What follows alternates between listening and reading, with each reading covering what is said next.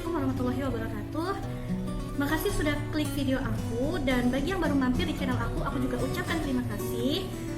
Jangan lupa, aku mohon bantuannya supaya channel aku bisa berkembang. Kalian klik tombol subscribe, lalu klik tanda lonceng agar mendapatkan notifikasi dari aku. Serta jika nanti video ini memberikan manfaat buat kalian semuanya, jangan lupa di-share kepada setiap orang. Oh ya, satu lagi, kalau kalian punya pertanyaan, punya saran, punya masukan, ataupun punya ide kira-kira konten apa untuk aku buat berikutnya, kalian boleh tulis di kolom komentar. Terima kasih. Nah, teman-teman, siapa di sini yang sedang lagi proses menyelesaikan tugas akhir ataupun yang baru akan memulai mengerjakan tugas akhir? Entah itu skripsi, tesis, ataupun disertasi.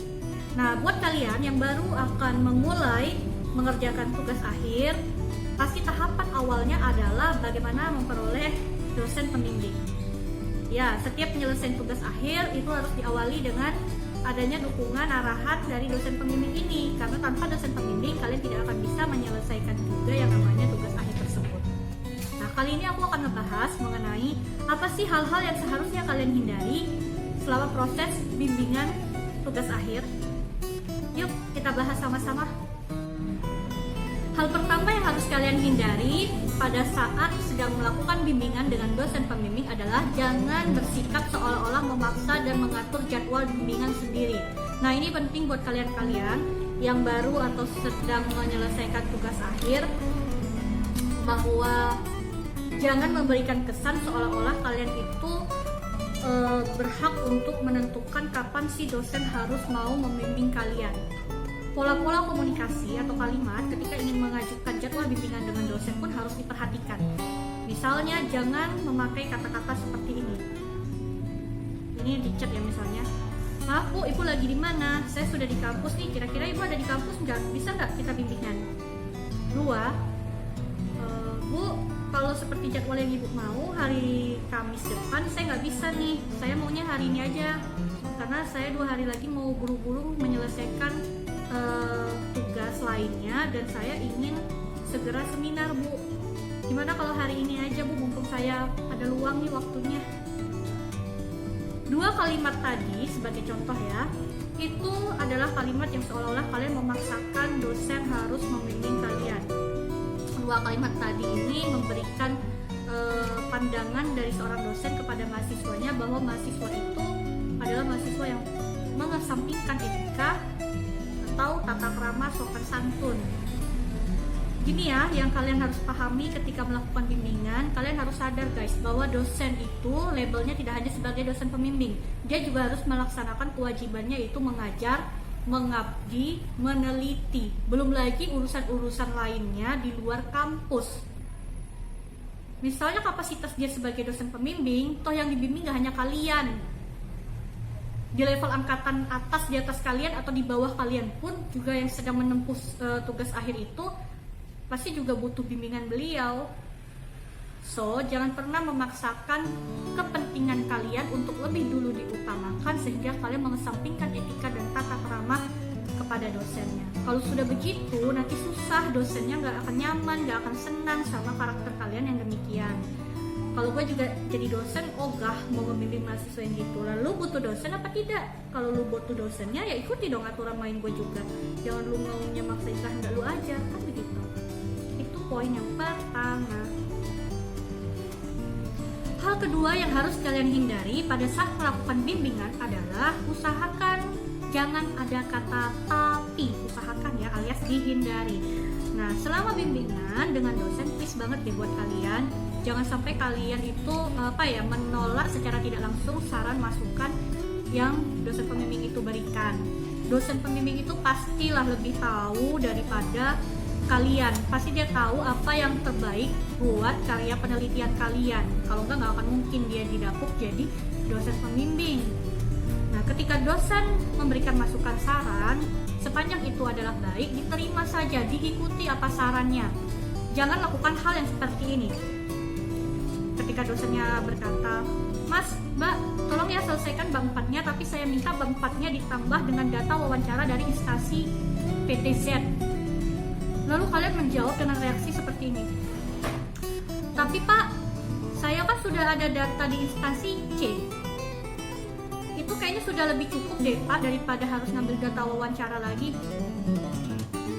Kalau gue jadi dosennya, gue bakal bilang gini, lu mau gue bimbing gak sih? Ikuti aja kata gue lebih tahu. Data lu itu yang di PTC juga masih kurang, ibaratnya gitu loh ya. Nah, jangan pernah ada kata tapi, apapun yang disarankan itu harus diikuti. Kayak tadi tuh berasa kalian tuh songong banget gitu, pede banget kalau misalnya data penelitian kalian itu sudah pasti fix dan sudah pasti itu menjawab poin permasalahan penelitian kalian. Padahal dosen punya pertimbangan sendiri, itu dirasa belum cukup gitu loh. Jadikanlah hubungan kalian ketika bimbingan itu antara dosen dan mahasiswa memiliki pemikiran yang sejalan sepemikiran. Jangan ada timbul bentrokan, slack gitu ya, slack pemikiran maksudnya, yang membuat kalian nanti tersendat penyelesaian tugas akhirnya. Karena satu sisi kalian merasa tidak nyaman dengan dosen tersebut, dan dosennya pun jadi ogah membimbing kalian karena merasa tidak senang sama cara kalian itu, nggak bisa diatur. Percayalah, nggak ada dosen yang mau mahasiswanya itu lulusnya lama, nggak ada dosen yang mau kalian itu jadi mahasiswa abadi di kampus. Dan yang paling penting ya buat kalian yang sebentar lagi mungkin akan sidang, kalian tuh please deh jangan main-main, pelajari semuanya dengan benar.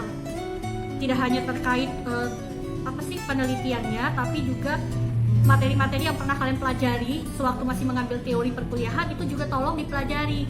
Kalian tahu nggak sih kalau misalnya tugas akhir kalian ketika diuji dan dinyatakan lulus dengan hasil yang memuaskan, itu juga memberikan dampak secara nggak langsung terhadap kualitas dosen pembimbing kalian di mata dosen-dosen yang lainnya.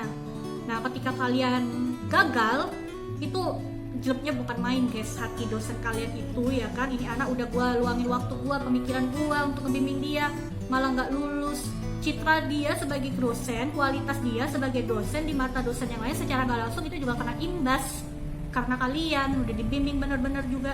Makanya ikuti aja deh sarannya, kecuali begini, kecuali kalian sudah mengusahakan saran yang dia berikan, kalian sudah ikuti sarannya, tetapi memang di lapangan data itu tidak bisa kalian peroleh karena instansi yang dimintakan oleh dosen kalian itu tidak mau memberikan jawaban. Nah, itu boleh kalian utarakan dengan sopan, nanti kan dosennya pasti akan mempertimbangkan ulang dan mencari alternatif lain.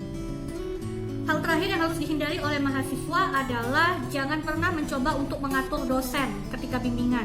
Misalnya dia sudah mau, dia pengen banget nih, ngebet banget pengen sidang akhir, terus dia maksa dosennya segera ACC, padahal bagi dosennya penelitian dia itu belumlah layak untuk dimajukan kepada sidang akhir. Jangan pernah kalian coba-coba untuk minta dosennya meng-ACC penelitian kalian, karena itu berdampaknya nanti ketika lulus, tugas akhir kalian itu akan selalu melekat pada diri kalian, melekat pada alma mater, dan juga melekat pada dosen pembimbing, karena dosen pembimbing kan nama dan tanda tangannya tercantum tuh kan di dalam tugas akhir itu. Nah, kelakuan mahasiswa nggak semuanya lah ya, sebagian mahasiswa zaman now ini itulah tadi kebanyakan suka ngatur dosennya. Kadang ngaturnya tuh dikarenakan dia dekat, merasa dekat sama dosen di luar kampus, terus hubungan di luar kampus tuh dibawa dia ke dalam ke dalam kegiatan akademis. Sebenarnya itu nggak boleh gitu ya, harus bersikap profesional aja lah. Di luar kampus kita sebagai teman ya kan, sebagai kakak adik lah, sebagai nenek kakek ya kan. Di dalam kampus dia sebagai dosen dan mahasiswa. Zaman saya aja waktu 6 tahun lalu saya skripsi itu mau SMS dosennya aja udah di kampus untuk nanya, Pak saya udah di kampus, Bapak udah di kampus belum, kan kata Bapak jam 10 nih. Sanggup saya ngetik ulang, bahasanya udah benar nggak ya? Takut saya itu menyinggung dosen saya, takut perkataannya itu tidak sopan begitu kan. Bahkan yang lebih parahnya lagi, pernah saya nunggu jam 10 katanya kan, saya dari jam 8 saya di kampus tuh toga-toga nungguin, muncul-muncul juga dosen awak nih kan, taunya datang jam 3 sore. Bayangkan semati segani begitu. Jangan sikap kalian suka-suka hati nganggap macam teman kali pun kalau untuk urusan perkuliahan ya kan. Nah, itu tadi 3 poin hal yang harus kalian hindari ketika kalian melakukan bimbingan. Sebenarnya bukan hanya bimbingan ya, dalam proses perkuliahan pun juga juga berlaku sopan, etikanya dijaga. Saya minta maaf kalau tadi pertengahan ada kata-kata yang sedikit ngegas gitu ya, bukan maksud apa-apa, cuma kepancing aja sedikit emosi kan. Oke, terima kasih guys. Jangan lupa klik subscribe, like, dan share jika ini berguna informasi